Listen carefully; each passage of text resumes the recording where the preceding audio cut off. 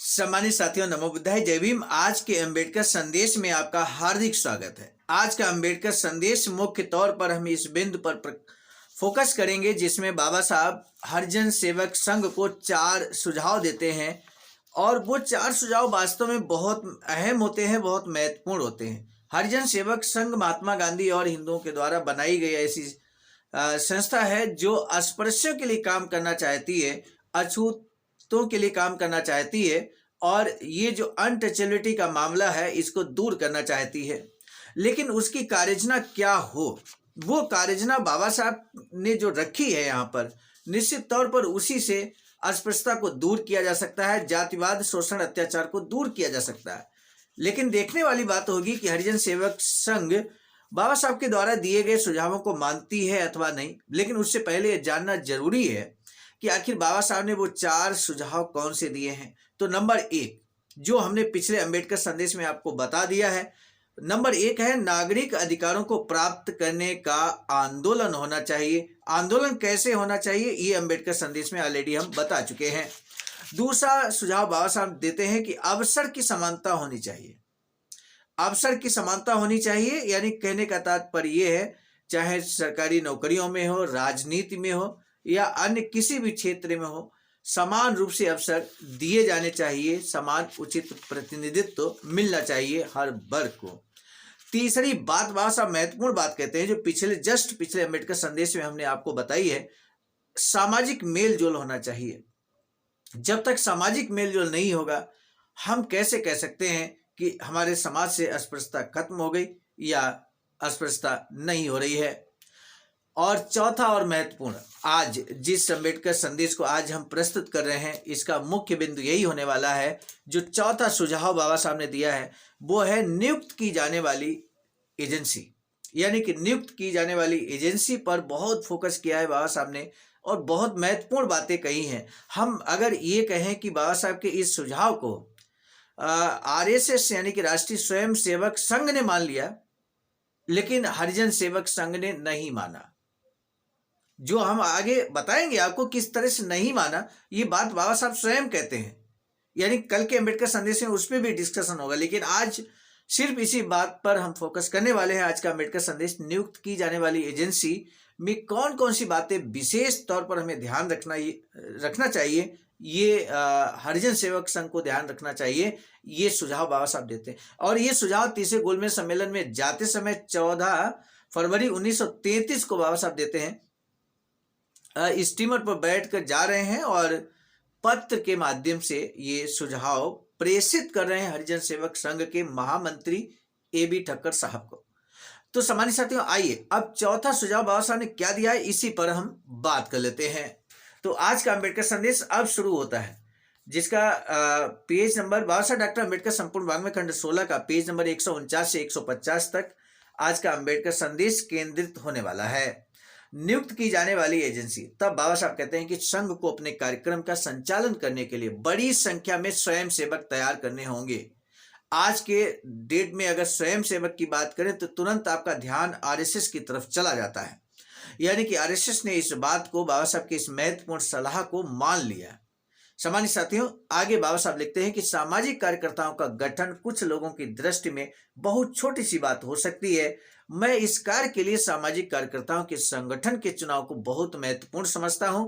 सामाजिक कार्यकर्ताओं को यदि वेतन दिया जाएगा तो विशेषतया उसी काम को करेंगे जिसके लिए उन्हें रखा जाता है। मुझे विश्वास है कि ऐसे भाड़े के कार्यकर्ताओं से लीग का उद्देश्य पूरा नहीं होगा। तो बाबा साहब बहुत महत्वपूर्ण बात कह रहे हैं।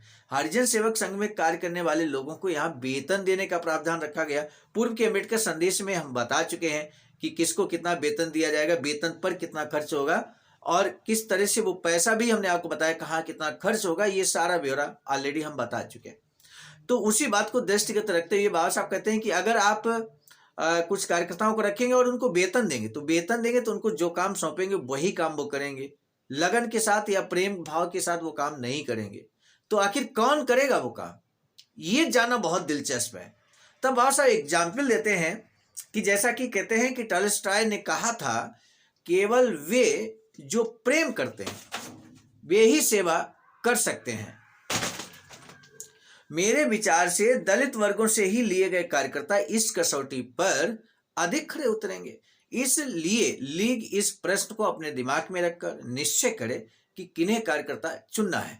तब बाबा साहब लिखते हैं कि मैं ये नहीं कहता कि दलितों में बदमाश नहीं है, जो कुछ काम न कर पाने पर स्वार्थवश सामाजिक सेवा का धंधा अपनाते हैं, परंतु ये निश्चय है और आप भी देखेंगे कि दलित वर्गों से लिए गए कार्यकर्ता सफलतापूर्वक कितने प्रेम और लगन से लीग का काम करते हैं।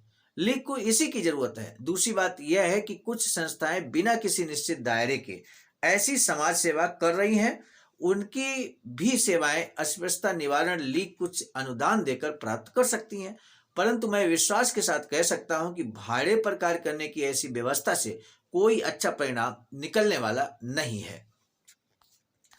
यानी कि भाषा ने स्पष्ट तौर पर जो भरोसा जताया है वो दलितों पर जताया है कि चूंकि दलितों की वो समस्या है, जिस पर वो समस्या बीती होती है, तो वो निश्चित तौर पर समाधान ढूंढ लेता है। सामान्य साथियों, ये आपने महसूस किया होगा कि जिसकी समस्या होती है सही मायने में वो सटीक समाधान ढूंढ सकता है। तब बाबा साहब यहाँ पर दलितों का पक्ष, क्योंकि दलितों से संबंधित अस्पृश्यता का दंश किसने झेला? दलितों ने। जातिवाद, शोषण, अत्याचार का दंश किसने झेला? दलितों ने। तो दलित अगर काम करेंगे उसको दूर करने के लिए, तो वो ज्यादा प्रेम और लगन के साथ वो काम करेंगे। यही बात बाबा साहब यहाँ पर प्रस्ताव के रूप में, अपना सुझाव के रूप में प्रेषित करते हैं हरिजन सेवक संघ को। आखिर किस हैसियत से प्रेषित करते हैं? तो हम आपको बता दें, शुरुआती दौर में हरिजन सेवक संघ के बाबा साहब को पदाधिकारी नामित किया गया, बाबा साहब को भी सदस्य बनाया गया। तो बाबा साहब जब सदस्य बने तो उन्होंने कहा कि फिर हरिजन सेवक संघ की जो वर्किंग है, जो कार्ययोजना है, वो इस तरह से अगर होगी तो ठीक रहेगा। आगे के अम्बेडकर संदेश में हम बताएंगे कि बाबा साहब के इन सुझावों को माना गया या नहीं। बाबा साहब ने आगे चलकर इसमें इस्तीफा दे दिया, तो आखिर क्यों, वो सब बातें होंगी। लेकिन आगे बढ़ते हैं। तब बाबा साहब लिखते हैं कि वास्तव में लीग को ऐसे लोगों की आवश्यकता है जो एकाग्रचित होकर कार्य करें। मैं ऐसे व्यक्तियों और संस्थाओं को ही ऐसा कार्य करने के लिए चुनना पसंद करूंगा जो समाज के हित में दीवानगी की हद तक कार्य करें। बहुत महत्वपूर्ण बात है सामान्य साथियों। समाज का महत्वपूर्ण कार्य ऐसे व्यक्तियों को सौंपा जाए जो मात्र दलित वर्गों की सेवा के लिए अपने आप को समर्पित करने को तैयार हो। मुझे अफसोस है कि मैंने पत्र की सीमा का उल्लंघन किया है। मैं आगे कोई और गलती नहीं करूंगा और इसे हनुमान की पूंछ की तरह आगे नहीं बढ़ाऊंगा। मुझे बहुत सी और भी बातें कहनी थी, परंतु उन्हें फिर कभी कहूंगा। ये पत्र लिखते लिखते बाबा साहब इतना लंबा पत्र यहाँ पर लिखे हैं, जो 4 अम्बेडकर संदेश जब हम प्रस्तुत किए हैं तो पूरा पत्र आप तक रख पाए हैं। ये अंतिम भाग है, उस पत्र का अंतिम भाग है। इसके पिछले 3 अम्बेडकर संदेश आपको जरूर सुनना चाहिए संपूर्ण बाबा साहब का पत्र जानने के लिए। तब बाबा साहब लिखते हैं कि पत्र समाप्त करने से पहले मुझे अभी कुछ और कहना है। बेल्फर ने कहा था कि ब्रिटिश राज्य को कानून ने नहीं अपितु प्रेम की डोर ने ही बांध रखा था। मैं समझता हूं कि ये बात हिंदू समाज पर भी लागू होती है। अस्पृश्यों और सवर्णों में कानून द्वारा एकता नहीं लाई जा सकती, संयुक्त मतदान से भी नहीं। यदि कोई बात उसमें समरसता ला सकती है, प्रेम ला सकती है, एकता स्थापित कर सकती है, तो वह है परस्पर प्रेम। मेरे विचार से पारिवारिक बंधन तोड़कर ही ऐसा प्रेम करना संभव होगा और अस्पृश्यता निवारण लीग का कर्तव्य होना चाहिए कि वह देखे कि सवर्ण अस्पृश्यों से प्रेम करते हैं और अस्पृश्यों के साथ न्याय करते हैं अथवा नहीं। मेरे विचार से लीग के अस्तित्व अथवा उसकी योजना का औचित्य इसी बात में निहित है। सादर आपका विश्वास पात्र डॉक्टर B.R. अम्बेडकर। पुनश्च मैं इसे प्रकाशन हेतु प्रेस को भेज रहा हूं ताकि आम जनता भी मेरे विचारों से अवगत हो और इसे विचार करने का अवसर मिले। सेवा में A.B. ठक्कर, महामंत्री, अस्पृश्यता निवारण लीग, बिरला हाउस, नई दिल्ली। और अस्पृश्यता निवारण लीग ये हरिजन सेवक संघ का एक अलग प्रकोष्ठ बना दिया गया जो सिर्फ और सिर्फ अनटचेबिलिटी को दूर करने का काम करेगी।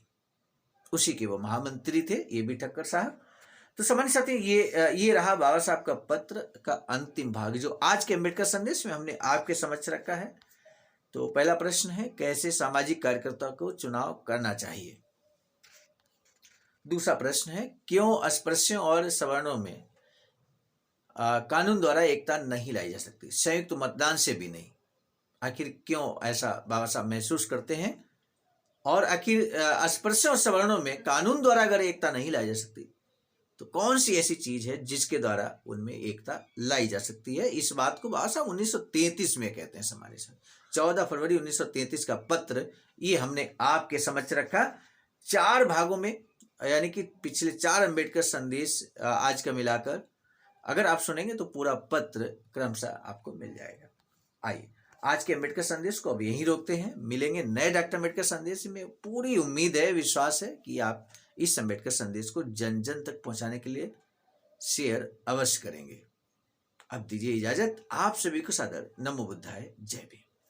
सामान्य साथियों, हम एक महत्वपूर्ण बात बताना उचित समझते हैं। बाबा साहब की अधूरी इच्छा के अनुरूप एक वैचारिक सेंटर निर्माणाधीन है सारनाथ वाराणसी में, जहां पर 14,000 स्क्वायर फीट जमीन परचेज कर ली गई है ring road green city Faridpur Sarnath में।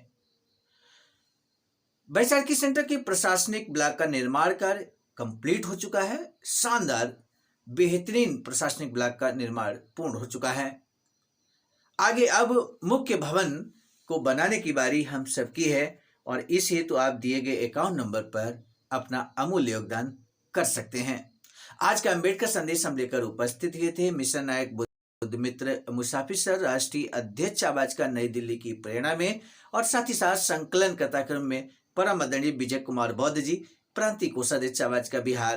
प्रस्तुत कर्ताक्रम में मैं स्वयं सर्वजीत आर्य, राष्ट्रीय मीडिया प्रभारी, IT सेल आवाज का नई दिल्ली। मिलेंगे नए डॉक्टर अम्बेडकर संदेश में, तब तक दीजिए इजाजत। आप सभी को सादर नमो बुद्धाय, जय भीम।